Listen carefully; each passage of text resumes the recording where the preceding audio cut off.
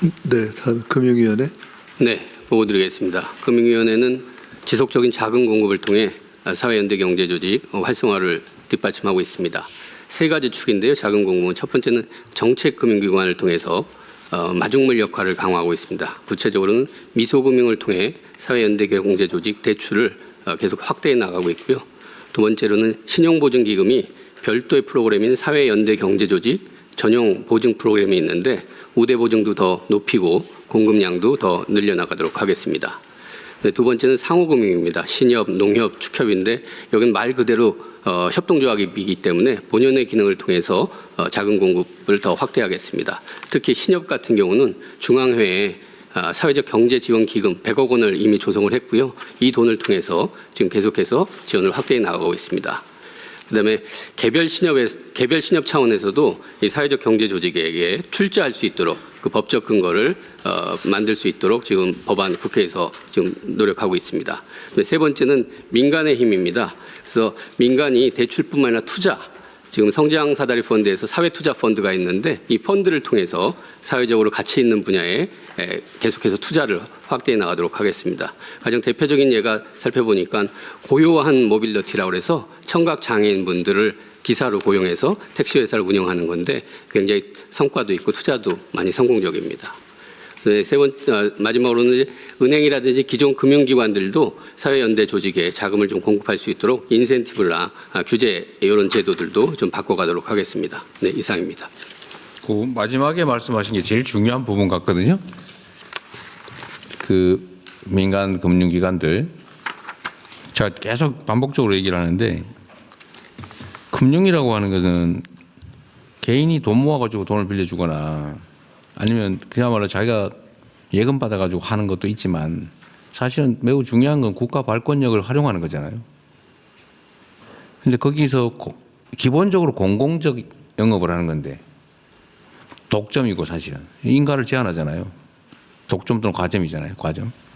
근데 이 지위를 이용해서 너무 쉽게 영업하고 그 어려운 사람들은 다 등급 정말 다 정말 세세하게 해가지고 진짜 힘없는 사람은 진짜 필요한데 그건 돈 안 빌려주고 빌려주면 막 비싸게 겨우 빌려주고 이거는 공동체의 원리에 기본적으로 좀 벗어나는 측면이 있어서 그걸 적절히 조정을 해야 될 거 아닙니까? 뭐 자본주의 사회 시장 경제 체제에서 뭐 능력된 사람 많이 빌려주고 뭐 그렇게 하는 거 이해는 하는데 그렇다고 그것만 추가되면 안 된다는 거예요. 이 개인 사업이 아니니까. 이 공공적 기능, 공적 기능도 충분히 강화해야 되겠다는 생각을 하거든요. 예를 들어 뭐 그냥 기부하라는 게 아니고 예를 들면 이런 분야에 대한 대출을 늘리는 것도 공익 기여 아닙니까? 최대한 많이 남겨가지고 최대한 많이 배당하고 그것만이 능사는 아니다. 최소한 금융 영역은 그런 것 같습니다. 내가 물건 만들어 해외에 팔아가지고 돈 남기는 건 차원이 다르다는 거예요. 어쩔 수 없는 국가 시스템을 이용한 영업이잖아요.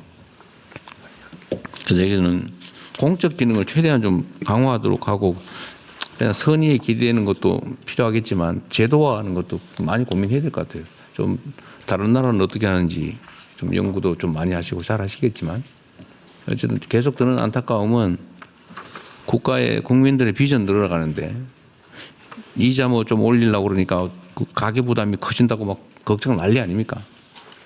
가계부채가 2,000조라 그래? 2,000조? 지금 100% 넘었으니까 2,500조쯤 되는 거예요? 네, 그 정도까지는 아닙니다. 네. 1,000조? 가계부채가 2,000조, 1,800조 정도. 1,800조. 네. 1,800조 1% 이자가 늘어나면은 1% 하면 18조 원인가요? 네네. 그죠? 18조 원, 이 숫자가 18조가 좀 쉽게 말할 수 있는 거지 엄청난 돈이죠. 가계 부담으로 치면. 그 빚이 너무 많은데 하여튼 오로지 가계에다 모든 걸 책임을 전가할 거냐 또는 이 사회적 경제 이 분야도 공적 기능이 있으면 여기 좀 많이 빌려주거나 좀 후하게 빌려주면 좋겠는데 이거 띄어먹힐 가능성이 꽤 높잖아. 그죠? 내가 보면 잘 안 할 것 같아. 그래 이런 것도 감당을 좀 일부는 해줘야 되지 않냐 그 생각이 드는 겁니다. 근데 제도화하는 것도 많이 연구해 주세요. 네, 그 말씀하신 대로 금융이 공적 기능에 비해서 그 국민들의 눈높이에 미치지 못하는 부분이 있기 때문에 이런 부분 말씀 제도화까지 포함해서 강구해 나가겠습니다. 네네. 네, 저 행안부에서 네, 조금 행안부 한 말씀 더 말씀해 드리겠습니다. 금융위 특히 이제 다른 부처 다 말씀 잘 해주셔서 감사드리고요. 금융위는 특히 협동조합, 그러니까 농협, 수협, 그다음에 신협 등 이 협동조합들은 각각의 법에 그러니까 이런 사회연대 경제 주체 간의 협력 의무 조항이 있습니다. 법률에. 협동조합은 협동조합 간 협력. 본질적 기능이죠. 예. 그리고 거기에 더해서 또 이익이 나오면 지역사회와 에 기여하라라고 하는 것도 의무로 법률적 의무로 부과되어 있습니다. 그래서 그런 부분들이 일반 금융기관도 이 사회연대 경제에 기여를 해주면 고맙습니다만 기본적으로 사회연대 금융의 역할을 가지고 있는 금융기관들에 대해서 그 법적인 의무를 다할 수 있도록 좀 지도를 해주시면 고맙겠다는 말씀드리고요. 네. 또 하나는 예를 들어서 생협 같은 데가 공제의 조합을 만들어서 서로 힘들어지면 돕겠다라고 하는데 그 공제가 일종의 이제 금융업으로 봐서 이제 금융위원회의 승인을 못 받습니다. 그러니까 협동조합들이 그런 서로 이 수익이 남으면 그 수익을 가지고 공제를 만들 수 있거든요. 그래서 서로 돕겠다고 하는데 그런 부분에 대해서도 좀 긍정적으로 검토를 그걸 못하게 한다고요? 네, 지금까지 못 해왔습니다. 일종의 개인데 예. 협동조합 간 개 같은 거 아닙니까? 네. 그걸 못하게 할 이유가 없어 보이는데 그럼 따로 한번 검토를 해서 예, 상의해서 잘 해결되면 모르겠고 잘 해결 안 되면 저한테 보고해 주세요. 네, 알겠습니다. 그리고 마지막으로 이제 부처 간의 사회 연대 경제와 사회적 경제를 혼용하고 계신데요. 2023년도에 유엔이 그러니까 총회 결의로 사회 연대 경제 활성화에 관한 그 유엔 결의안을 채택을 합니다. 그래서 그 이후로 사회적 경제에 대한 명칭을 사회 연대 경제로 바꾸게 됐다는 말씀을 드립니다. 이름을 왜 바꿨나 그랬더니 그런 이유가 있군요. 네, 알겠습니다. 그래서 앞으로 사회 연대 경제로 통일을 해주시면 고맙겠습니다. 이상입니다. 추가로 예, 요 사안에 법제처장입니다. 대해서 사회연대 경제기본법과 관련해서 몇 가지 간단히 말씀드리겠습니다. 아시는 것처럼 19대부터 21대까지 계속 발의됐는데 10여 개 법안이 다 폐기됐습니다.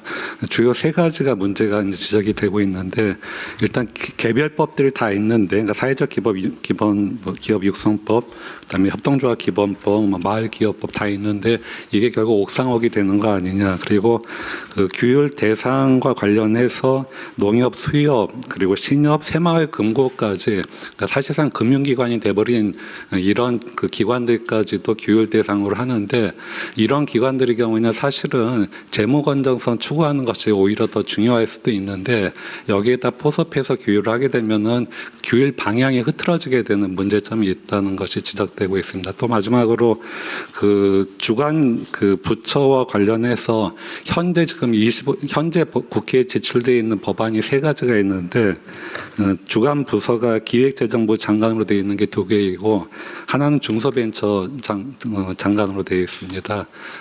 근데 이게 여기서 보는 것처럼 한 10여 개 부처가 관련이 되어 있는데 성격상으로는 어떻게 보면은 총리실에서 주관하는 게 더 맞지 않을까 하는 그런 점도 있습니다. 이상. 예, 그 부분에 대해서는 기본법이 이 다른 이제 개별 법들을 통합해서 이 규율할 필요가 있다라고 하는 요청에 의해서 또 그 의견이 조정이 됐고요. 금융기관에 대해서 금융감독 기능은 지금 현재는 새마을금고를 제외한 나머지 금융기관은 다 금융위원회의 감독을 받고 있습니다. 앞으로 이 부분 새마을금고에 대해서도 금융위원회의 통제와 감독을 강화해 나갈 계획이기 때문에 지금 그 사회연대 경제와 관련해서는 이 금융업 분야의 규율을 하겠다라고 하는 것이 아니라 건전성 감독이 아니라 그 이외의 연대 경제 주체로서의 역할에 대해서 이 그 기능을 이 요청받고 있는 부분에 대한 업무를 규정하겠다는 거고요. 그다음에 주관 부처 문제는 그동안 각 부처 간의 협의를 통해서 행안부가 이제 총괄을 하고 지금 오늘 그런 관점에서 이제 국무회의에 보고가 이루어졌다는 말씀드립니다. 예. 또 다른 의견 있으신가요? 네, 사회 연대 경제의 지속 가능성 관련해서 제가 두 가지만 좀 제안드리고 싶은데요. 지금 사회적 기업 같은 경우는 그동안 이제 정부 지원이 이루어졌었는데 지속 가능성 측면에서는 좀 부정적인 결과들이 많이 있거든요.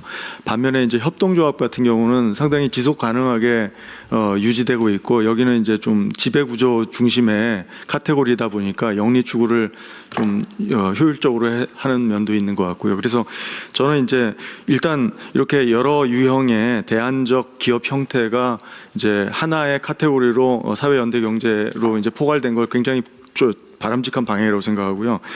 이게 이제 지속 가능하려면 대안적 형태 중에 성공적인 형태가 있고 성공적이지 않은 형태들이 있거든요. 그래서 그런 것들을 좀 어차피 정부가 지원할 때 기업으로부터 어떤 의무를 부여하거든요. 그래서 그 기왕에 그렇게 하는 거면은 정부가 어떤 사회적 연대 경제 플랫폼 같은 걸 하나 만들어서 경영 공시하는 기준을 좀 통일적으로 만들고요. 그리고 또 그게 이제 하나의 제안이고요. 그래서 경영 공시를 아주 통일적인 양식에 따라서 할 수 있게. 두 번째 제안은 어차피 이 기업들이 사회적 성과라는 미션을 수익 창출을 통해서 달성하는 게 기본적인 영업 형태거든요. 수익 창출도 분명히 있습니다.